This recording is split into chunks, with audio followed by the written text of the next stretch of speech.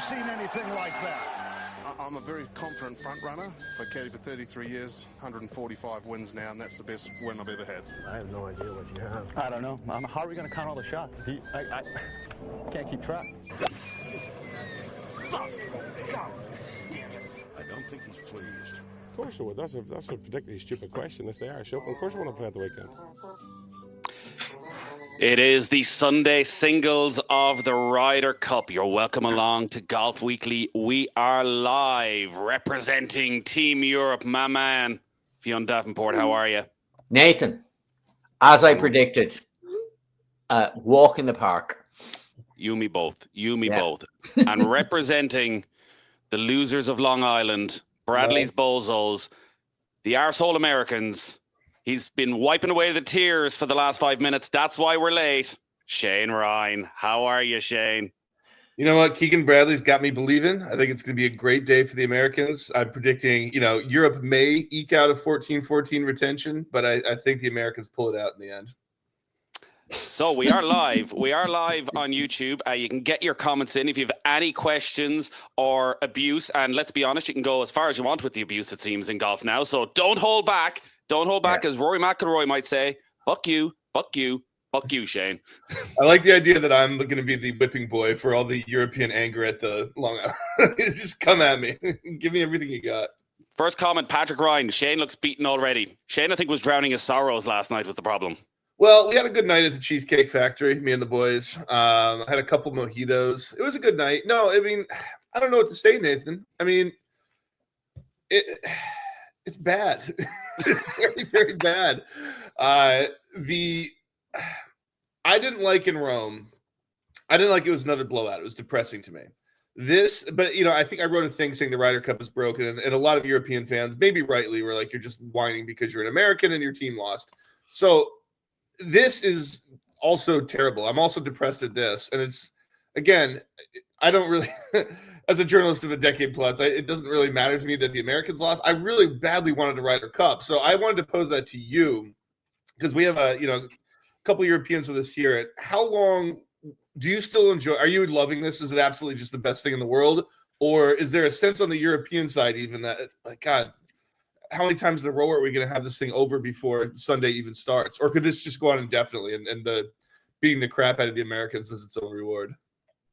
I think this is different. Because ordinarily I would be with you if today was going to end up as a sort of 13.5 European win. And even if it had been 10-6 going into this and America had a bit of a fight back, right? I think this, from a journalistic point of view and from an interest point of view, is only going to add to it, particularly if today Europe go and really add to this and get somewhere near the 19-9 of 4 years ago at Whistling Straits. And it's an utter humiliation, if it's not already, that as an event that ultimately doesn't really matter in the grand scheme of things. Yeah, I think it's really going to build to Adair in 2 years' time. Now, that may be the point of no return if it's another blowout for Europe. But I think how the US respond to this over the next 2 years, because again, if Tiger Woods is going to be the captain, all of the things you feel America need to put in place to get back, he is not the man to do any of that. I would ordinarily be with you.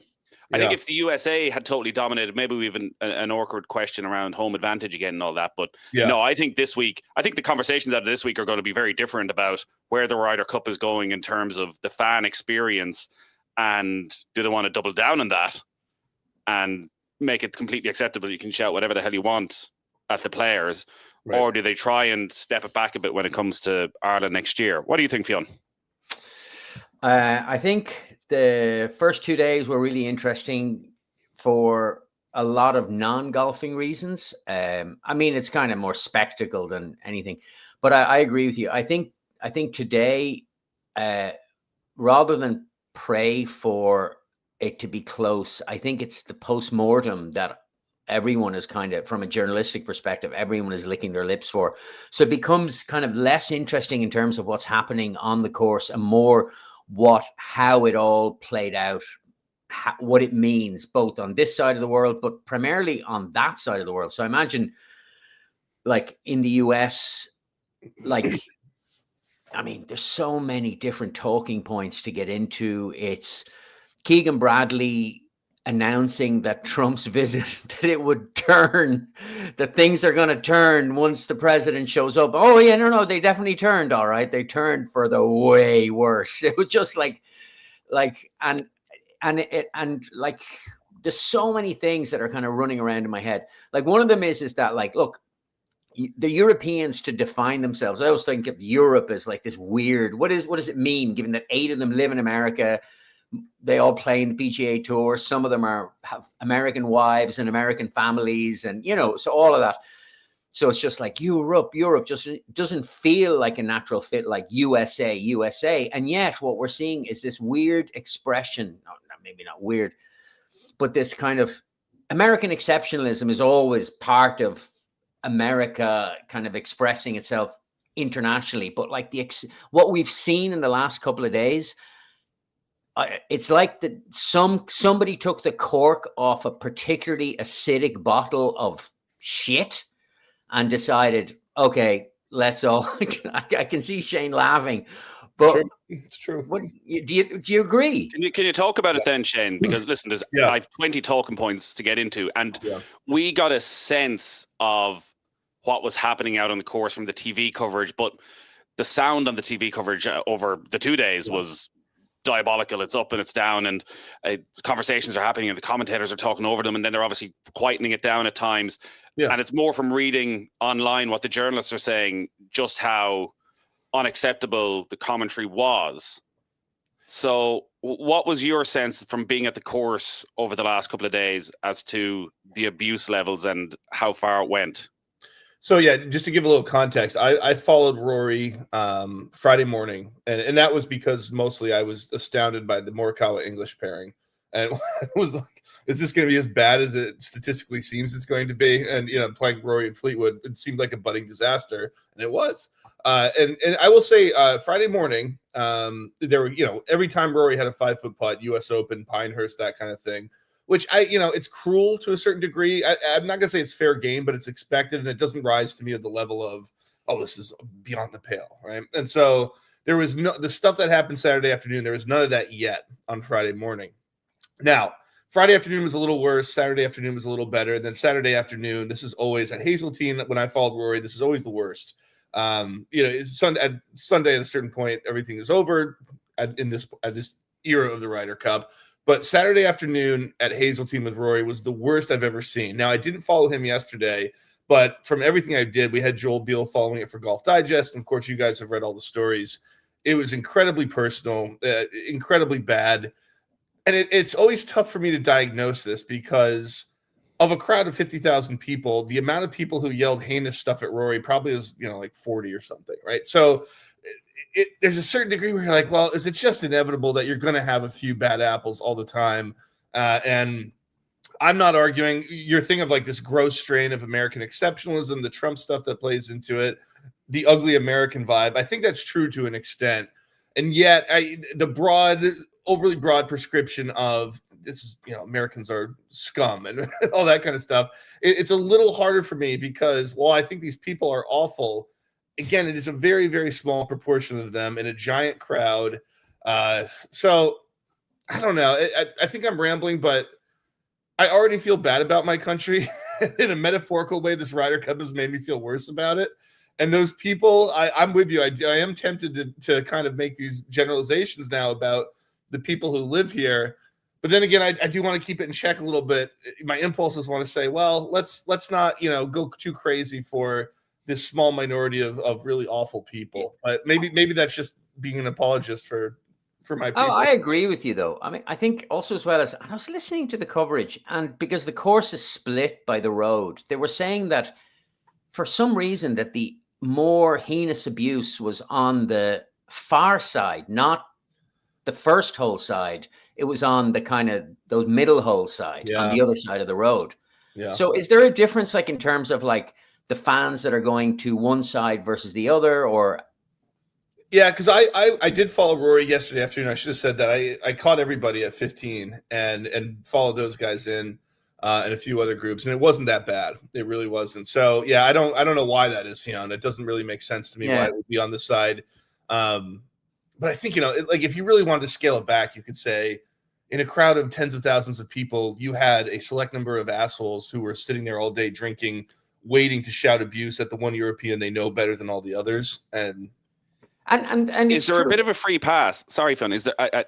You're 100% right, and clearly, the American support is getting tarred with the one brush here. And is there not an element of self-policing that needs to take place? And that's the only way this ever works. That and they brought in actual police, and a considerable number of them midway through the round.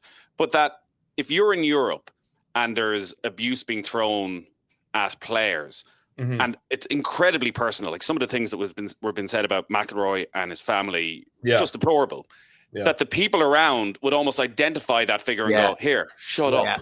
And that's a great point. That's a great point because I don't think there was that. And my colleague Jamie Kennedy, who's over on the couch over here, he had a good point, which is, first of all, it seemed like the marshals and the police really didn't do much, and that's always challenging in golf. For example, I remember in 2019 in Melbourne, following Patrick Reed, and this was just after the thing in the Bahamas had happened, and you had people screaming and yelling at him at every hole, and the cops would kind of make these threats. But then you go on to the next hole, and it's an entirely different group of people, right? This isn't like a soccer match where you can identify one guy in section 101 and say, this guy's trouble. It's like there's a new theater every single time. So how do you police that? But what Jamie was saying is, why aren't there marshals or somebody going up ahead to every green or whatever saying, here's the deal.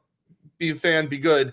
You can't shout during their swing. And if there's anything that's too personal, we're going to toss you. So I think the policing of it was pretty poor.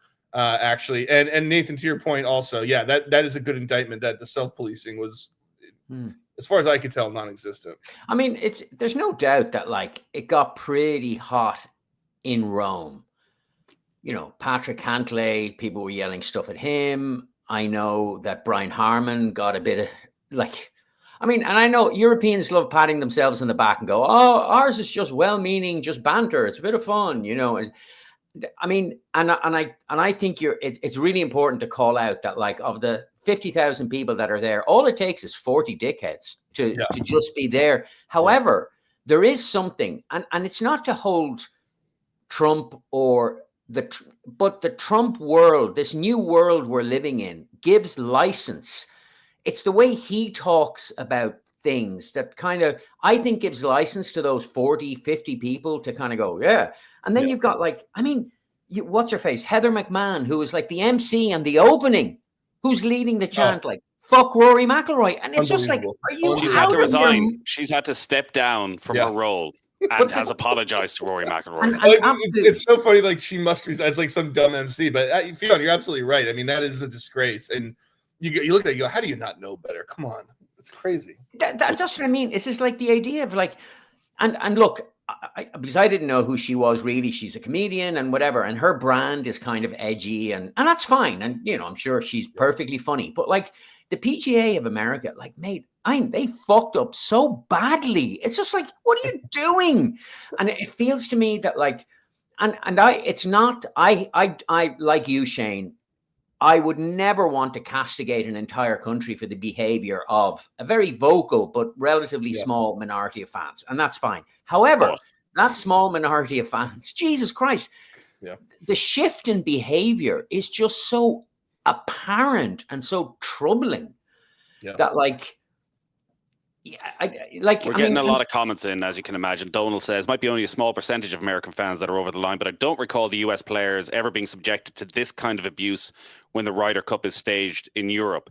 I know you mentioned Cantlay and there was the hat waving and Brian Harman.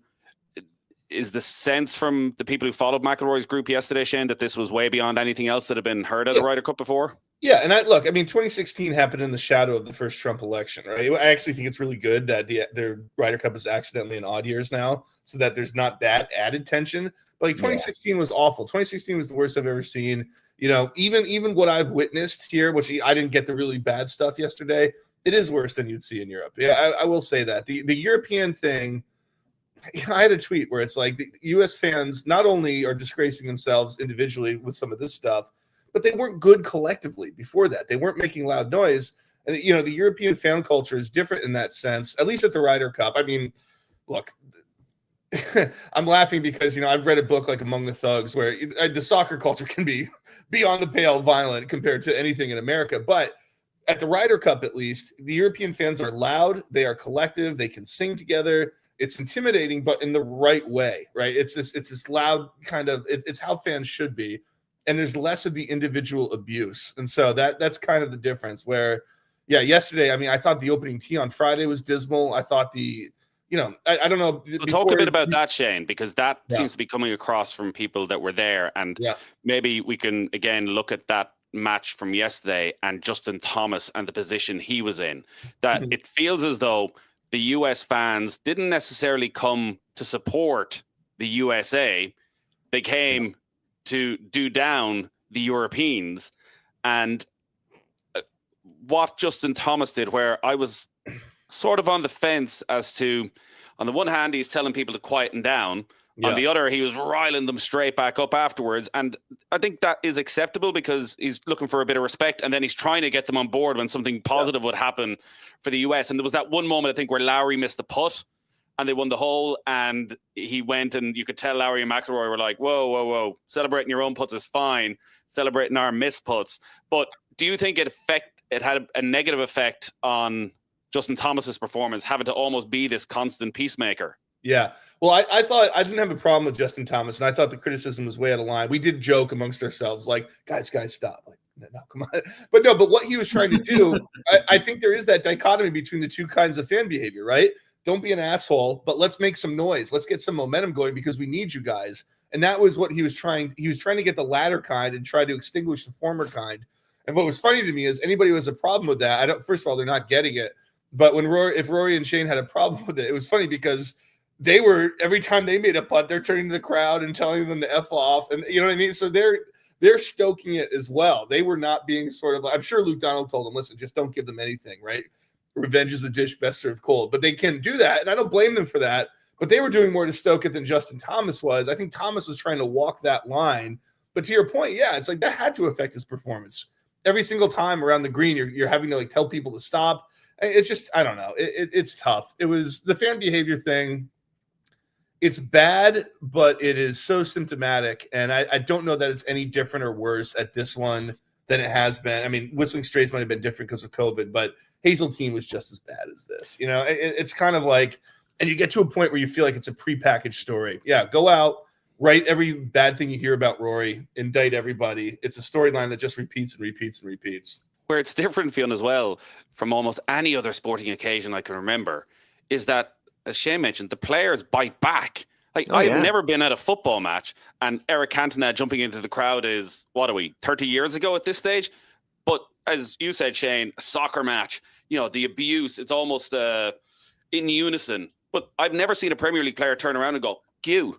Yeah, somebody, no, it did. Like, and they held it in for as long as they possibly could. But it's incredible how the Ryder Cup has become this thing that in a sport that is so built around respect and etiquette, that somehow its biggest event is just totally at odds with that, from spectators, from players. Everybody is almost allowed and encouraged to behave in a way completely out of line with the rest of the golfing world. Okay, for me, it's a matter of degrees. Like, okay, let's take one step back. With all respect to any golf journalist, 80% of golf is incredibly boring. It's like, it's got a massive interest issue. So the four majors, maybe the players, and the Ryder Cup are the exceptions.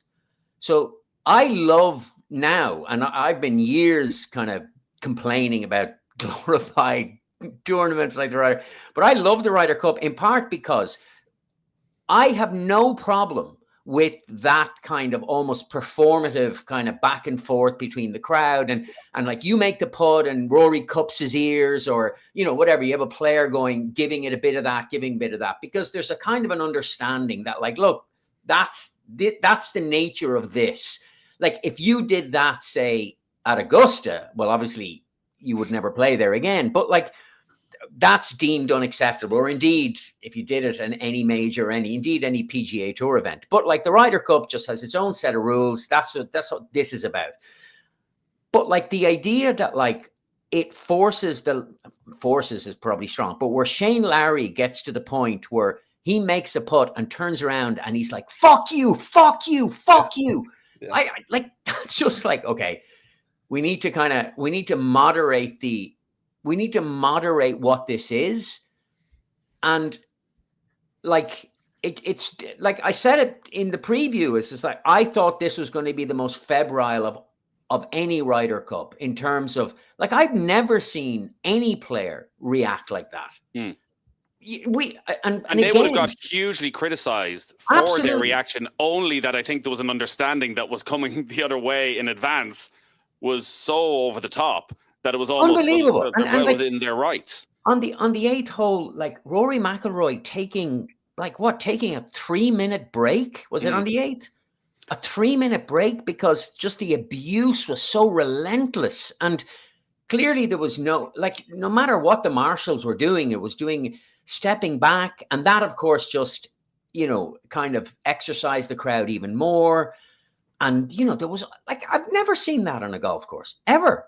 Now, and part of me, like, and I hate this side of myself, but it's the kind of blood sport aspect of it where I'm watching like on the edge of my couch going, oh my God, I can't believe this is happening. Oh my God, I can't believe this is happening. But if you take a moment to kind of ponder it, you're like, ugh, this is really, really ugly. Well, and it is, and we'll move on. Like, it is clearly a reflection of what is going on in society. And also part of me felt just the general lack of humor that is in the world right now, that this could have been a funny, as it once was, a level of abuse, and the players would bite back a little bit. And I even saw that in trying to find who was tweeting it, but that the Europeans were at Scheffler on the range singing something, stick your majors up your ass. And this was the Europeans are just as bad. And you're like, if you don't get that that's said a joke. As a joke and acknowledging that this guy's so good. Like, but making comments about, like, and I'm sorry, like, I like to console myself by thinking that let's call them, for the sake of this conversation, the 40 or 50 people who are saying some of the most heinous things. After this, they're not sitting there analyzing Justin Rose's putting stats or talking about this.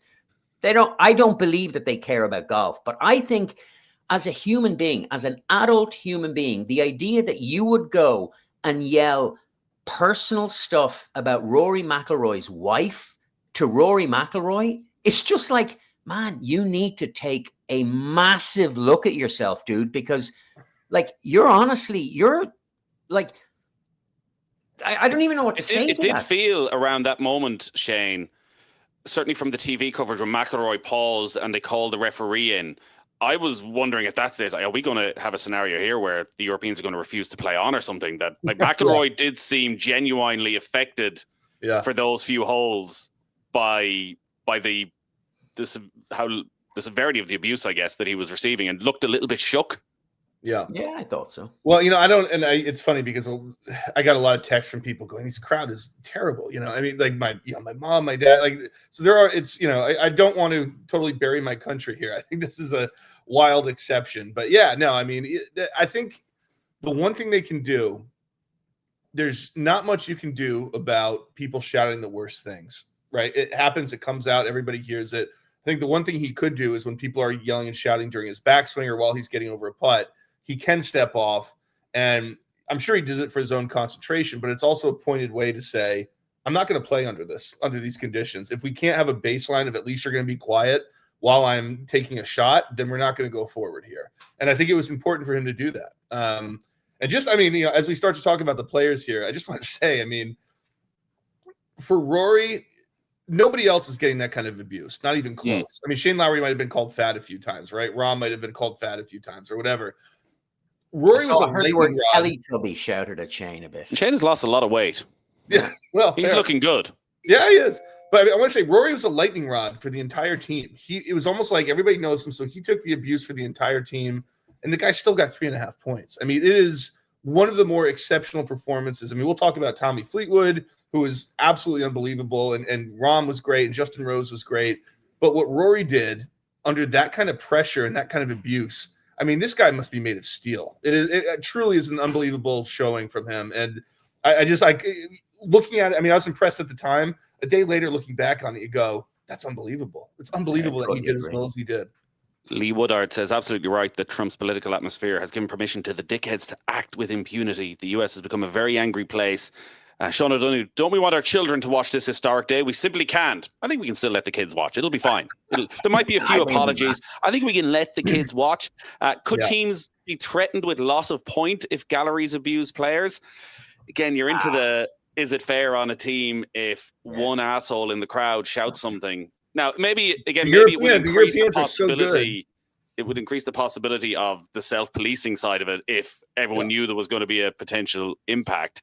The real tragedy of this Ryder Cup is that this Scotty Scheffler chant never got off the ground. Oh, there's so many cringe moments. Look, we need to get on to the golf at some stage, but the second best bit was obviously Bryson v. Justin Rose, and where again it felt like it was all going to kick off. And the highlight of this was not Justin Rose or Bryson or Tommy Fleetwood or Francesco Molinari or Ted Scott.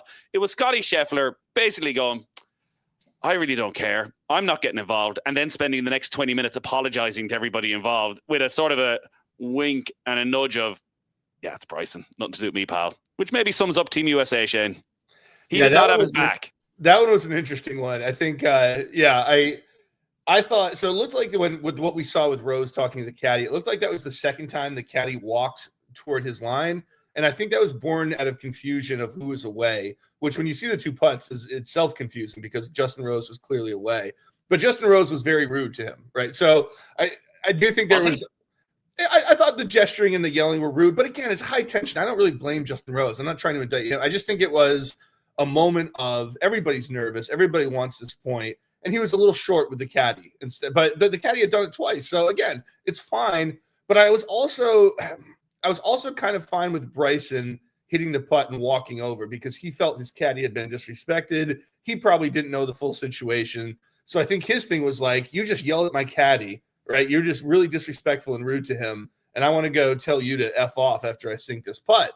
That's okay with me. And then, everything else that happened, Molinari and Ted Scott getting into it, just all like, this was like a sad, weak, tepid version of the LaCava incident. It was like this time, like even our LaCava incident can't be as good this time. But everybody made a big deal of it. I thought it was a pretty small deal, and they made up pretty quickly. It was. I agree. I will say this though, if it ever came down to like fisticuffs, Ian Finnis would beat the shit out of absolutely everybody there. Is that Fleetwood's caddy? Oh my God, he looks like the most.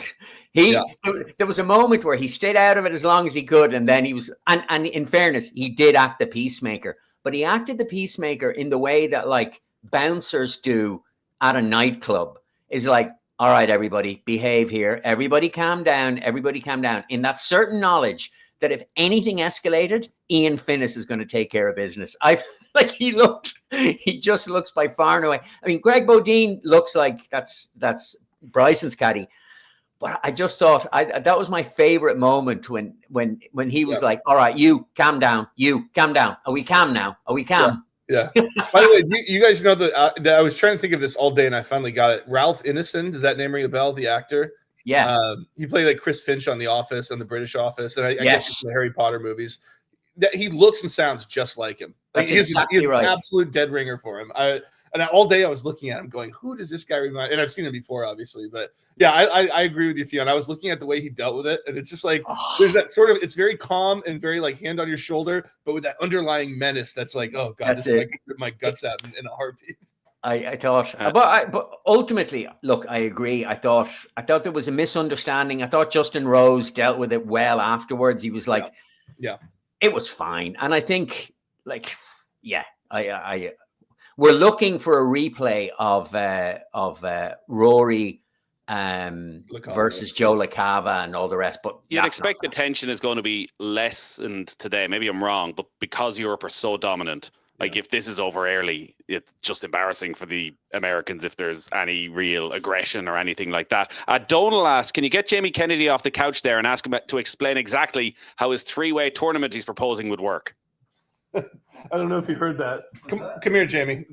You want to come on the podcast here? Wait. Oh, what? Wow!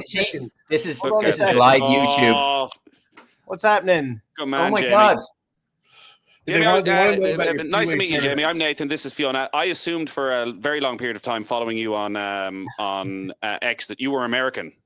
Oh God, no. So you God, need to just sort that out. God, no. I'll show you my passport. It's in this bag if you want. And they wanna know What's if your it's three-way tournament? tournament? We've a listener asking to explain your three-way tournament. How would it work? What's this with the international team? It must be. I just thought maybe the Americans needed the help, and so they could use a player like Sanjay Im on their team this week. They need that sort of energy. That was the idea, that they actually just add the rest of the world in. You know, in 1979, there was a chat that the British would add the rest of the world. I think it's time the Americans add the rest of the world. Do you know what would be a great benefit of that as well? Is that you'd probably still have, 7 Americans, maybe 8 Americans on the team? The throwing under the bus of the Corey Connors of this world if Europe were winning. It's, you just can't trust Maybe these that's soft extra reason to Canadians. add them in, though. Then they've got the scapegoats. They don't know who to blame this week. They're going to end up blaming Keegan, but at least they could blame Corey Connors. So there you go. All right. Well, it feels like we're not quite at that stage as of yet in terms of a radical overhaul of the Ryder Cup.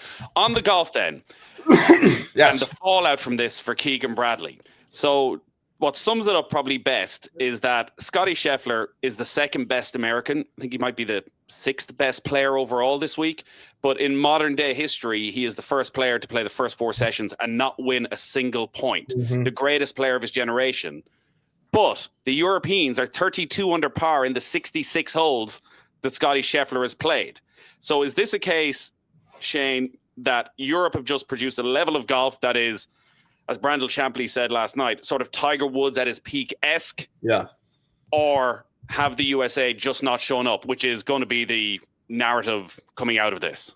It's such an interesting question, and one we seem to confront every year, where one team blows somebody out and you go, well, there's nothing the other side really could have done. This first side was so good.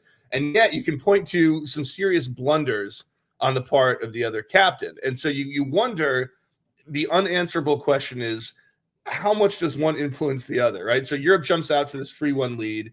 Then they're playing kind of with the wind at their backs a little bit. But that 3-1 lead is a little too on the back of these idiotic pairings that Keegan Bradley is throwing out there. So I think when we talk about this, we go, first of all, you have to give credit to Europe, who I think have played the best Ryder Cup ever.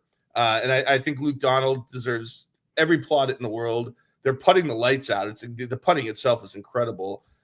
You got your stalwarts that you had to count on. If you're Europe going into a road match, you're saying if these guys don't deliver, we don't have a chance because it's so hard to win on the road. They all delivered. Rahm, Fleetwood, Rory especially, but right down the line, I mean, you know, maybe Straka and Højgaard are the only players that were below average for them.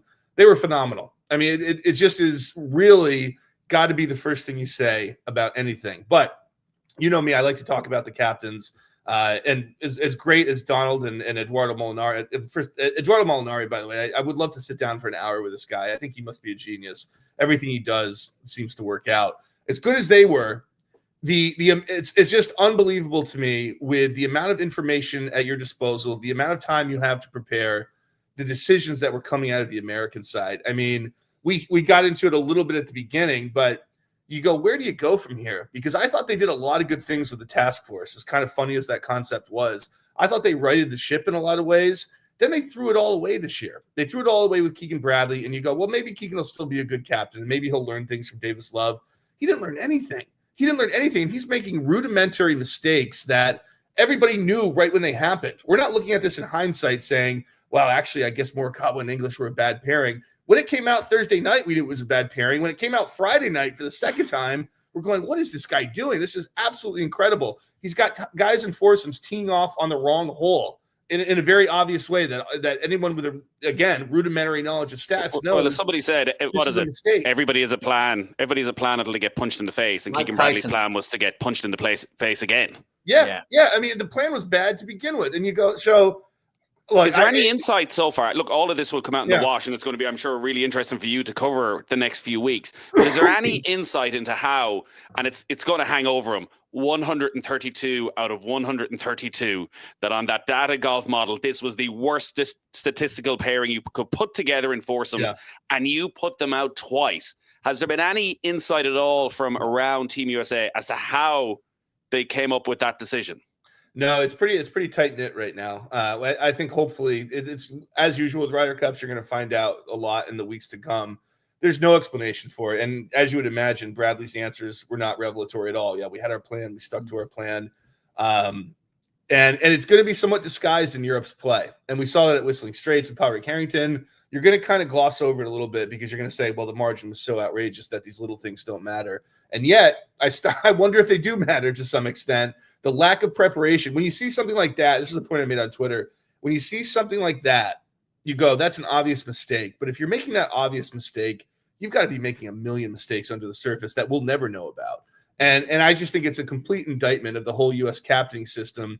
And part of why this is depressing to me, guys, is that there's no fucking way they win in Adair Manor. It's over. There's not going to have a competitive Ryder Cup until 2029 at the earliest. You know, Adair Manor is going to be 15 years since we had a close Ryder Cup on a Sunday. It's not going to be close there. I'm going to spoil that for you. It's not going to be good. I'll go there because I love Ireland, but I'm not going to go there thinking I'm going to see a good tournament. So you're looking all the way to Hazeltine in 2029 before you even have a prayer. And that's dire. I mean, that is really a dire situation for the Ryder Cup. Yeah. And you could almost and see yesterday, Americans. You could almost see yesterday, Fionn, the conversation around that Morikawa English selection being, well, it was sort of fine because they went up against McIlroy and Fleetwood twice and nobody could have beaten them. So at least we just had them out there and it didn't impact anybody else. But that's just not how this works. Like, no, actually, you stick your JJ Spawn out there and he beats McIlroy and Fleetwood and it changes the entire tournament. That's exactly right. And I think Shane has it spot on. I think there's a lot of disguising the flaws of Bradley's so-called plan underneath admittedly incredible play, maybe the best ever play by a European team in a Ryder Cup.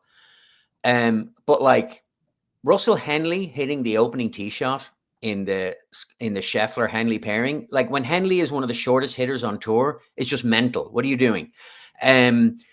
Benching your long hitters, Sam Burns, Cam Young for the force, like why? Having obviously, and we're going to talk, there's going to be so much about the Morikawa English pairing, and it didn't work the first time. So what's the answer? Do it again. And like and also as well, it's just like there was a ton of rain. There was a ton of rain there on the Thursday. So the course is playing. You need guys who can absolutely bomb it down there because there's no run on the fairways. And you're putting out Russell Henley. It's just, and I know Russell Henley's a great putter, but he's hit it well this week. His great putting, much like Sam Burns. But like you've Scotty Scheffler hitting approaches like 40 yards behind his opponents. Like that's just insane. Like you might as well just be playing. Like ultimately, like I don't have a lot of sympathy for Bradley because I'm not a big Keegan Bradley fan. There's something about him that just annoys me. But at the same time, it's not all hit. Like they walked into a buzzsaw. Like they have absolutely walked into a buzzsaw of just extraordinary good putting. But they made it so much more difficult for themselves. And like it's just I feel like the idea not going with length, you need to put yourself into position, particularly on a course that is soft. Well, let's talk about the golf course, because if the Americans have been the biggest disappointment, rivaling it has been the golf course. God. And the amount of conversation we've had over the years of Bethpage was going to be one of the great Ryder Cups for many reasons, but actually this beast of a golf course turns out to be this baby. They deflowed it completely. You're better off in the rough than you are on the fairway. Absolutely. Yeah, they it's so funny, the rough thing. That's been the wisdom for years. The US likes cow pastures, like fairway for ages, and the Europeans like tight fairways and big high rough. And so that's what they did. And there's a tweet from DJ Pyhowski, the no laying up guy, who looked at the numbers and said there were like 16 holes where the Americans were in the fairway and the Europeans were in the rough. The Europeans are putting it to 5 feet every time. Meanwhile, somehow the Americans can't hit an approach from 130 yards anymore. And they're winning the hole. And so the rough is completely a non-factor, but it didn't help the U.S. I mean, it helped. I don't know why it helped the Europeans, but it seems to have helped the Europeans. But then again, everything seems to have helped the Europeans. But yeah, I thought the same thing, Nathan. I mean, I had never been here before. And of course, I had watched Bethpage in the past. I'm going, this is like a pitch and putt for these guys. What is happening right now? Every single hole toward the end, everybody's got birdie putts of 6 feet. I mean, I don't know. It's a beautiful course to look at, but it really did not show any teeth this time. No. at all. I mean, that's a Bradley, like Keegan Bradley. Look, he's mid-tournament, so I'm gonna give him a certain allowance. But like, you know, he was saying, "Oh, the greens are super soft and the spin is unusual," and you're like, "All right, you know." I also the as well. Europeans seem to have adapted to that because part of the Exactly. problem for the Americans, particularly, was, and we saw it right in the last group of the penultimate match last night, where the Europeans had twice got in close, and the US player hits it hole high, but there's too much spin on it. Yeah. I mean, but Cantley at the end. Yeah. I mean, I don't. The thing is also as well is that like it's not like the olden days where like you had European players playing in Europe, playing different course setups. All these guys play the exact same courses week after week after week, which means that they develop and hone their game to be almost carbon copies of each other. So like, and even allowing for the idiosyncratic swings that they have. But you look at, say, I don't know, like you look at Ludwig Oberg and compare like long hitting, you know, whatever. He's like, is he any different to any of the American guys? Ultimately, Well, he's statistically the worst player this week. Well, sorry, maybe it's a bad example, but I'm just thinking, other than Sam Burns, Nathan. Okay. Yeah, but I think that like ultimately, and the other thing is they made themselves hostages to fortune because of the whole getting paid for thing, and like, I mean, I don't know how much of a factor it is, but it doesn't help. It's all of a sudden you guys stunk out the joint, but you made a big stink about getting paid, and. But it's also not backed up by the play, Fionn, is it? Like that's that's the beauty of the Ryder Cup, in that Patrick Cantley is, you know, leading the charge, but actually one of the best American players. But I would say, like, and also you're looking like JJ Spawn looked like he was dialed in, and Patrick Cantley, I thought, like Patrick Cantley had a couple of misses, but not for the want of desire. Like, I mean, in the 4-ball on Friday. Like, that was one of the most exciting hours, that last hour, that match with him and Rory. It was incredible. It was unbelievable to watch. Like, I'm looking, like Scotty Scheffler, I mean, it's so weird. He's gone 0-4. He's breaking records all on his own. And yet, statistically, is he the US's second best player after Cam Young? Bryson was. Bryce, sorry, I forgot it. And Bryson, like, look, Bryson, I'm watching and I'm going, like, Bryson wants this. But like also Bryson lives in a Bryson universe. And I wonder how, you know, I was watching him and Scheffler and I was thinking, oh my God, when I saw the pairing, I was thinking, is this Hal Sutton, Mickelson, Tiger Woods again? I mean, I don't know that it really wasn't. It's just they got beaten by a better, like they got beaten by maybe the best front nine performance in Ryder Cup history. Yeah. It has been such a putting contest, Shane, as well, in that it felt on Friday, maybe more Friday and yesterday morning, that there were spells. So even Friday morning in that first match, Ram and Hatton, sort of first 6-7 holes are doing nothing. Like nothing's happening for them at all. And they're 1-up. And that when Europe are playing well, they made hay and they won their holes. But when Europe were playing poorly, the US just could never hole a big putt. It was hard to think over the 2 days so far of the 16 matches, one moment where there was a spark, where somebody holed a 25-footer at just the right time to give them a 2-hole lead. And you went, all right, there's a match in the bag, and that's going to trickle through the course and change the energy. Whereas Europe, time and time again, 7-8 footers to have the hole. Yeah, they again, for an away Ryder Cup, that level of performance, probably not what we were expecting. No, and it was, I mean, you look at the strokes gained putting, 8 of the first 9 players are European, and there's only 24 players. I mean, it's outrageous. How does that happen?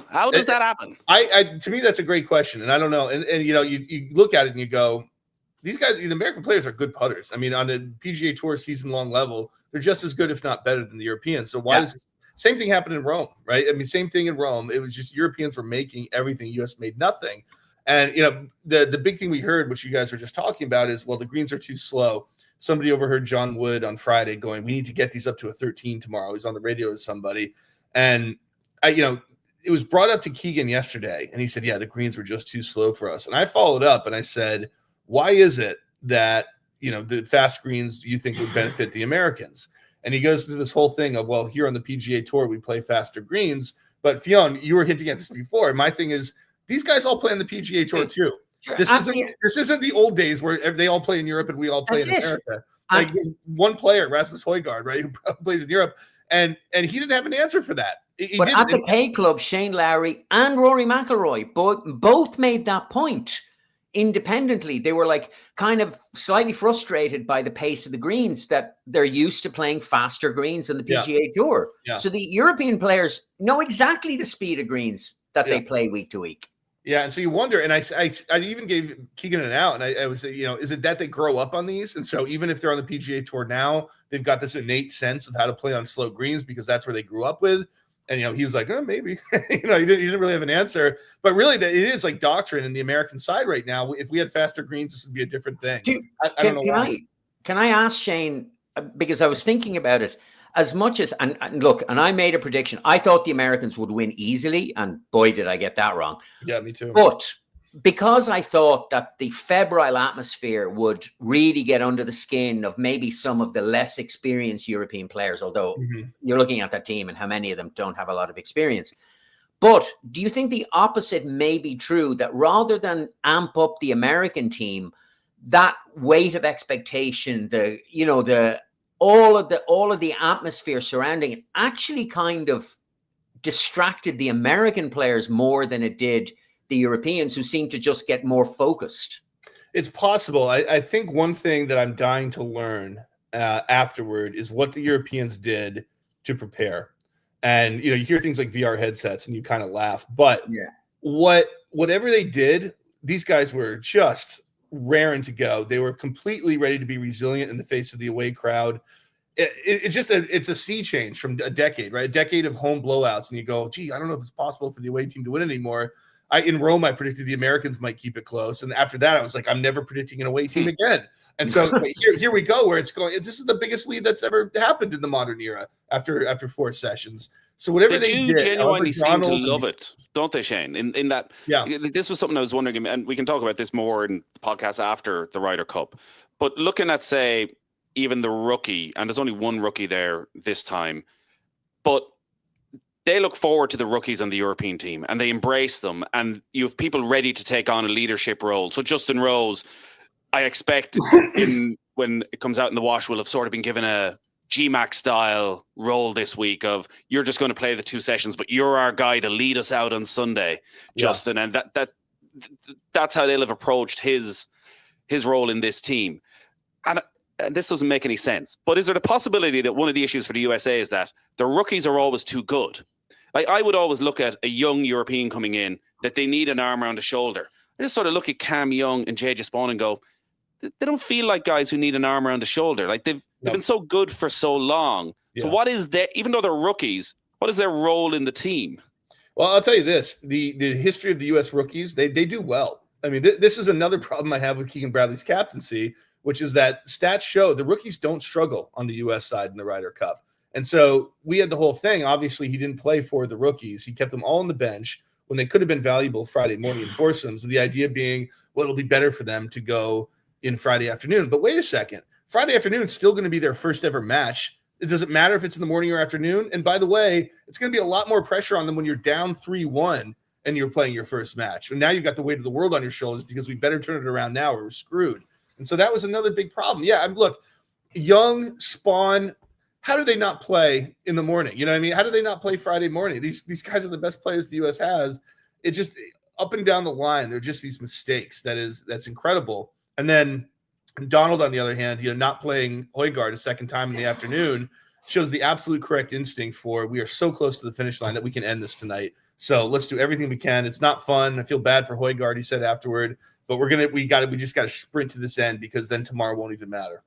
Yeah, and he had Victor Hovland injured, so he had which may be a factor. Before we get into what's going to happen today, Donal raises a very, very good point that we just haven't talked about, and we should have spoken about it at the start. Lads, the Nicholas Jacklin Award is being decided today, and you haven't mentioned it yet. Justin Thomas for his.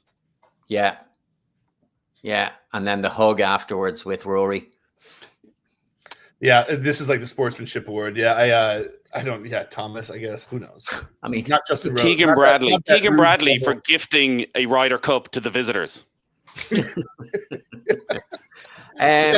He restored the Ryder Cup by showing that away teams can win. So it's 11.5 to 4.5 entering the singles. Gets underway 5 o'clock Irish time. It's Europe's largest ever lead heading into the singles, the largest by any side in the modern day Ryder Cup. And the way it is lining up for the afternoon is that Justin Rose is going to lead off Team Europe against the best American player of the week so far, Cameron Young. Then it'll be Tommy Fleetwood against Justin Thomas. Matt Fitzpatrick goes out third, taking on Bryson. And then it is the Masters champion against the Open champion, Rory McIlroy, against Scotty Scheffler. And Europe need 2.5 points to retain, 3 points to win. Is McIlroy taking down Scotty going to be that winning point? Shake it ahead from Shane Ryan.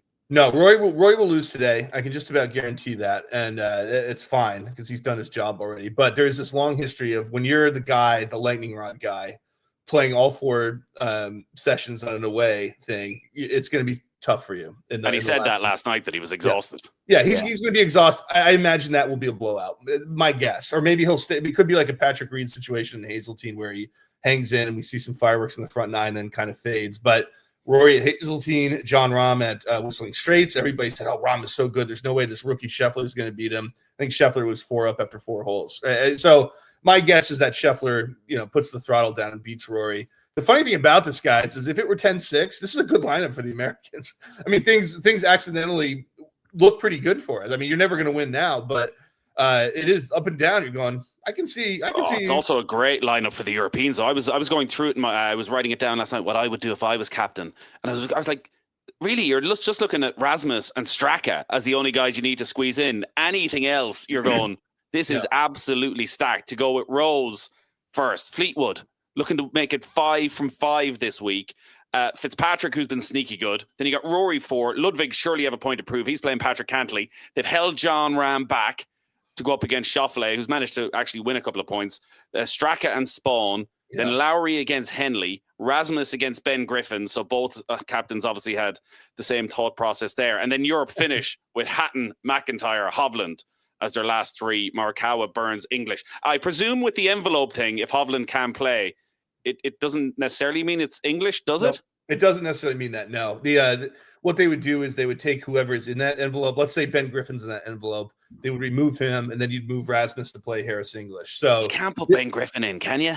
Well, the thing is, so I didn't realize this, and I thought that they put the name in before the week, but actually I think they just put it in before the session. And so that's a different story, because I thought the funniest way for this to end would be for Keegan to have put Cam Young in ahead of time. and all of a sudden, you're not, I mean, can you imagine? So yeah, my guess would be Griffin. I would have to think that's who it would be. Maybe Morikawa and maybe Sam Burns. Those 3 guys, 9, 10, 11 in that lineup. And you see both teams do the same thing. 8, 9, 10, 11, 12. Those are they're all front loading. Do you know what would have been interesting? As Lee Woodard asks here, I thought it was Lee Westwood initially. Also welcome to tune in. Hello, Chaps, which is sort of thing that Lee Westwood might say if he was messaging into us. If you were Donald, would you pull Hovland and guarantee the half point? I think no chance when they're on 11.5. I do wonder if it was sort of a 10-6, would have been a temptation of let's just nudge ourselves there. I think, yeah, I especially not now when you're so close. The last thing you want is an asterisk by your victory when you're Luke Donald. So no, but I don't think Luke Donald would do that anyway. I just don't think he's got too much integrity. I think to think that way. I think you're right, Nathan, that there is a mathematical thing where any half point is good if you're at a margin, if you're winning, period. But no, I just don't see Luke Donald being that guy. So I had said on Thursday, Shane, that someone had asked the question on the Ryan line about what constitutes a blowout. Is it that every match can go down to 18 in the foursomes, but it's 4-0 and we say it's a blowout, where actually it was incredibly tight? And I sort of summed it up as the length of time we have on the Sunday where it feels like it matters. Yeah. And it feels like something could happen. We're obviously, do either of you think we're going to get a 5-minute spell where you think it can happen? No. I don't think so. I think the only jeopardy now is can the Europeans get a record margin? Yeah, that's it.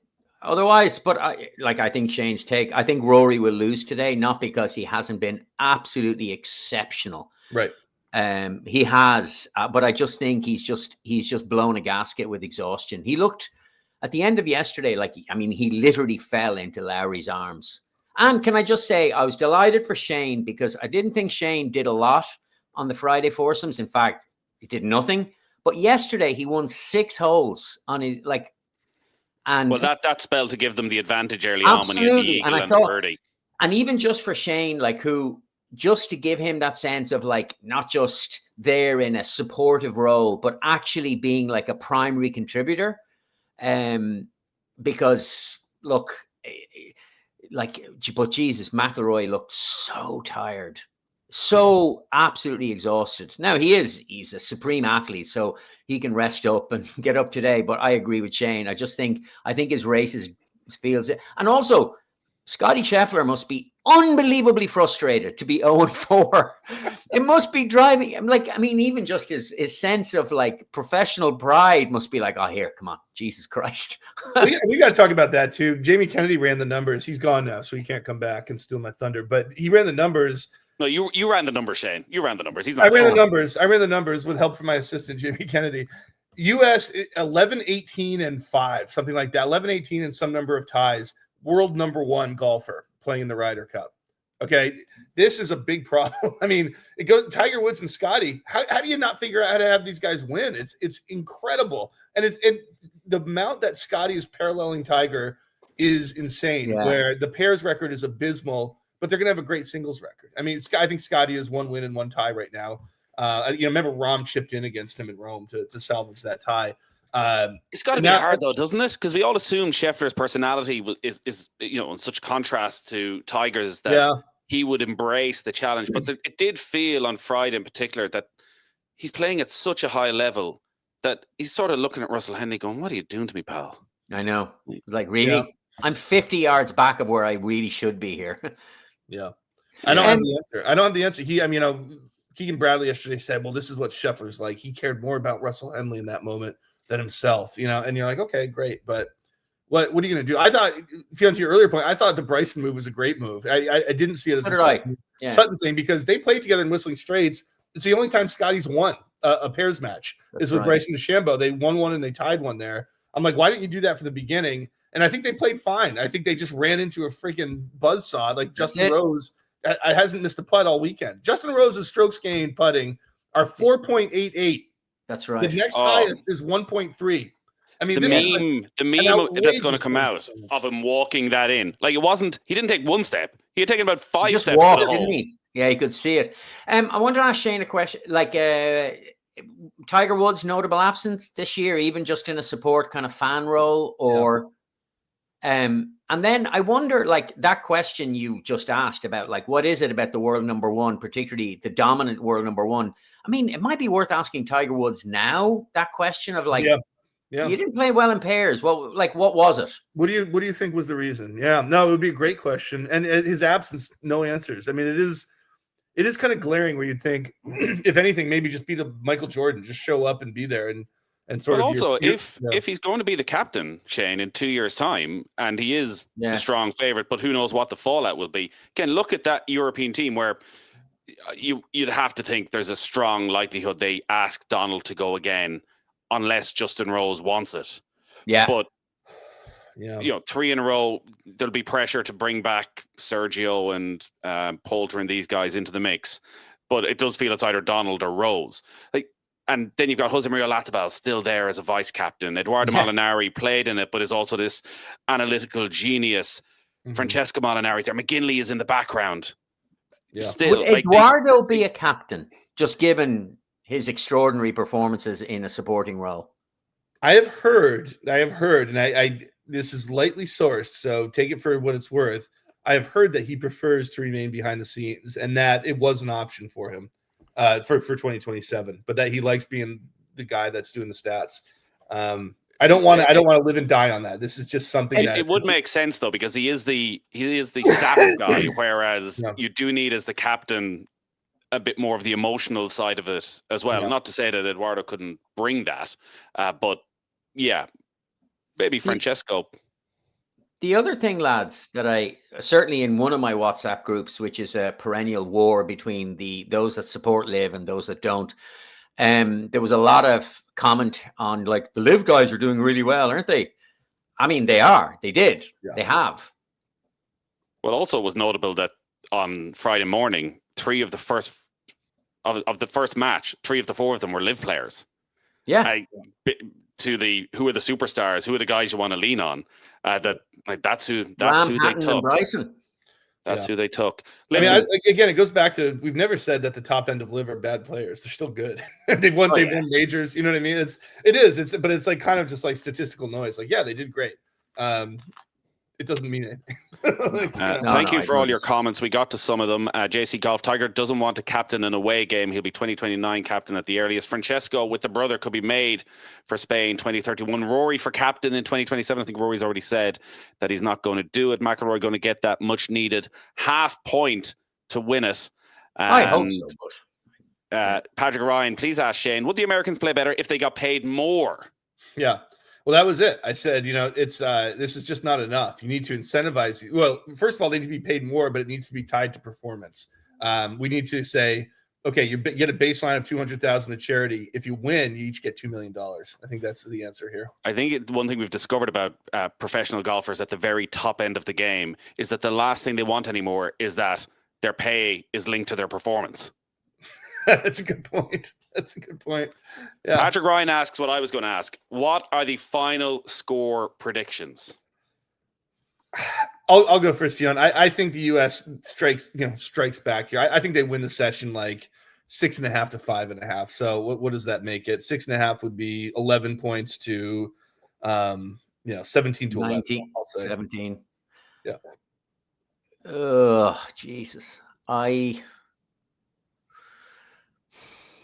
I'd say it's acceptable to say you don't know, which we don't know. Well, obviously, listen, I made a bold prediction the other day that literally was like a blind man. Say, listen, wouldn't it be, it's never going to happen, but wouldn't it be great if we did have a 5-minute spell where suddenly the USA are 3 up in 5 of the opening 6 matches and you're like, oh, Rasmus is under a bit of pressure now. God, at the end of yesterday, this is how desperate it got. I was like, well, I could like 10.5 to 6.5. That would be still doable, right? Never been done in the history of the Ryder Cup, but that's what I was hoping for. It's like even that. Yeah, I don't know. I think the US might shade it today, but obviously, yeah. I'm going to go 16.5. Does that mean 11.5? 11.5, yeah. Fionn? Okay. Yeah, I can't count. I'm not. As I said all week, when you're asked for a prediction, don't go with halves. So you don't have go to with work halves out the other because half. it just messes your num. But I mean, ultimately, are the Europeans going? Do you think that obviously Donald wants the points just to retain the cup, and then do they want to win all 5 sessions? I mean, obviously they do, but realistically, is that the goal? I think they're so well organized.